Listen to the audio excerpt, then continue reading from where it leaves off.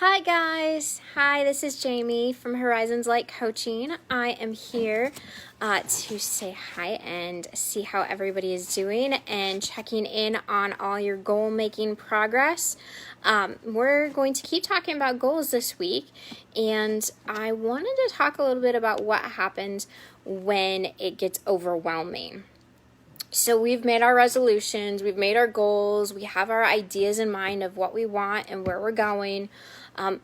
And then what? Where do we go from there? That's the question.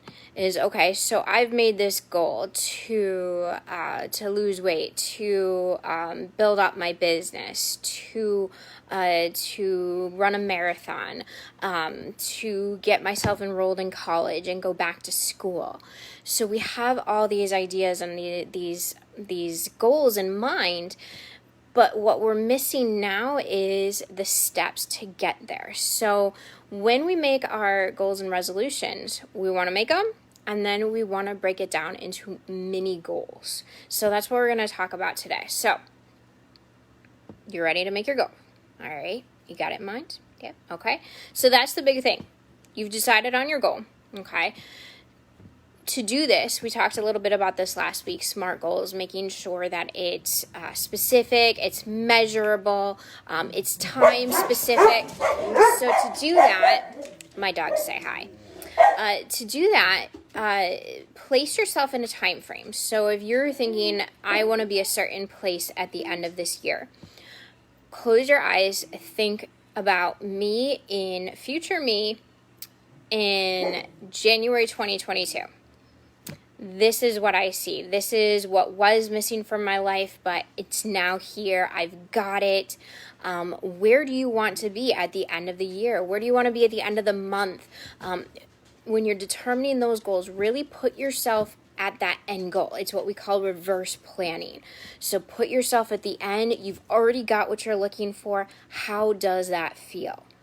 What are those emotions? Label those emotions. So put yourself in the time space.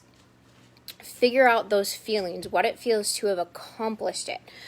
Do you feel powerful? Do you feel excited? Do you feel healthy? Do you feel rejuvenated? Do you feel fulfilled? Do you feel love?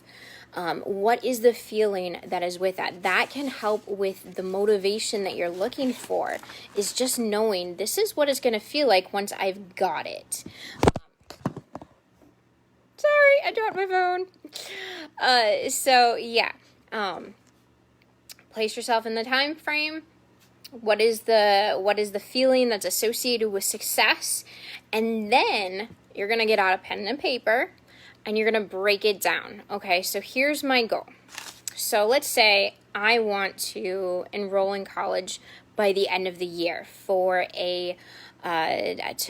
because I want to get into college for the first time, because I am ready for a shift in career, whatever the reason. If I want to go for a master's degree, I want to get into college for next year. That's my goal. I will enroll in college by September of 2021. Yes, that's the year we're in. So September 2021. So you see, it's specific. I will enroll in college by September 2021. It's timely, so we have a deadline. All right, I know once I do that, I'm going to feel accomplished. I'm going to feel like I have opportunities in the world opening up to me. Then I want to break down, well, what do I have to do to get there? Okay, I know I have to research my schools. I have to figure out what school, right? I want to look into the major programs. What is this college well known for? What major am I looking for? What's going to help me get to where I want to be? Now that's not an essential step for if that were your goal for going to college, because you can go in as undecided. That's perfectly fine. But as something to maybe start looking into might be major programs. But then you also need to contact an admissions counselor. You need to, technology issues. You need to talk to the financial aid, talk to your bank to see if you need a loan sit with your parents or your significant other or yourself and say, hey, how am I going to budget for this? How am I going to make it work? Because it is possible. There's 1,000,010 ways to get yourself into and through college. All of them very doable. Not always easy, but doable. And do you need any tests? Do you need to take a GRE or any admissions tests for placement tests? You want to talk to that admissions counselor to know exactly what you need. And then you need to apply, right? So when you think, oh, well, I am going to enroll in college by September 2021, well, that's a big goal. And not very, it's specific, but it's there's a lot that has to go into it. So it's not defined until you break it down into those mini steps. So once you've made that list, then you take those mini goals of researching the schools and picking one or two or three, choosing a major that you might be interested in, contacting the admissions counselor for each of those schools, draft that email. Each of those are mini goals. So you take one at a time. So instead of looking at, well, I got to go to college. Well, that doesn't give you a plan to get there. And then all of a sudden it's September and you've done nothing, right? So you want to get those mini goals in there. And add a deadline to each one of those mini goals. By what date will I have this email written and sent out? By what date will I apply for that sign up and register for the test that I need to get there? And by what date will I have my application done? Who do I need to talk to? Do I need to talk to a former English teacher or my coach, to edit my college admissions paper? What are the different things I need to do, and when am I going to do it? So you break your big goal down into those small mini steps, those mini goals, add deadlines for each of that, and then just focus on one at a time. When you're researching the schools, don't worry about the financial aid aspect. That will come. Well, I suppose you might need to, because when you're researching schools, you need to think about the price and cost. So that was a bad example, but you get what I mean, right? So you have those mini goals, finish them up one at a time so you're not overwhelmed and you have to do everything all at once. Just take one little piece at a time and celebrate every single little mini goal that you reach. I got my admissions counselor emails out. Yay me. Yay, right? Okay. Sorry, I'm a dork. If you're still struggling, if you're working towards those goals and you're still struggling to make it happen, then take a look at the environment that you're surrounding yourself in. And sometimes that can be a huge shift and game changer if you make those shifts. So sometimes the space and the environment you are physically in can help or deter you from reaching those goals, those mini goals.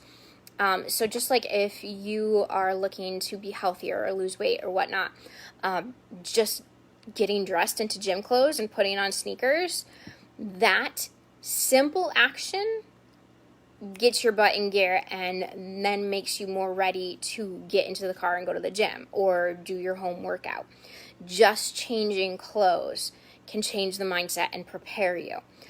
If you're doing something on the computer or something, you might need to go make yourself sit in a library, and that change in environment is going to help you get that goal done. So you might have to decide and plan, I need to do this to get me in the mindset around making this happen.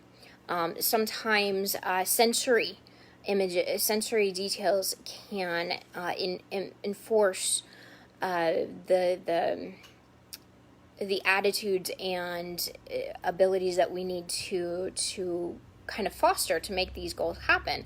So you might some people like to attach a certain candle, like a fragrance, to when this candle is burning, I am writing this chapter of my book. When I'm in this room or this spot or I've got this blanket on, I know, and my body knows that I am in the space to make this happen, this specific thing. So attaching sensory details is also a way that you can just shift the environment, shift your physical body to be ready and know that you flip the switch and you know it's time to do this thing that you've got to do. So those are a few things that you can do when you are making those goals for yourself. So again, just to recap, figure out where you are in that time of year. So if you want this thing that you're missing in your life, this lack that you have, if you want to change that by the end of the year, put yourself in the end of the year. Where am I and how am I feeling now that I've got it, now that I've done it, now that I'm successful? This is how I feel. Or at the end of the month, this is how I feel now that I have accomplished this and made this. Know what your future me is going to feel like once you've accomplished that goal. Then break it down. Once you've labeled those feelings, break it down into those smaller steps. What are the things that need to happen in order for that big goal to happen? Get those little road markers. Make it a map. If you're an artistic person and you do more than stick figures like me, make your roadmap and place those road markers where you are going to go and what you need to do, and make deadlines within those mini goals. And then make those environmental shifts and use those sensory details with a different pen. For some people use pens. They have a special pen for writing, or they have a special candle scent, or a special place in their house that they go to when they are going to make this happen. A special outfit. Just make sure you wash it. Don't be like those football players that wear the same underwear for the whole season. All right, so good luck on your goals. Don't forget, if you want any help or guidance along the way, I am here as an adulting coach to help you on your journey, and I would love to talk with you. So book a free 20-minute consultation with me at bit.ly/horizonslightcoaching, and I hope to talk to you soon. Have a great day. Have a great week, guys.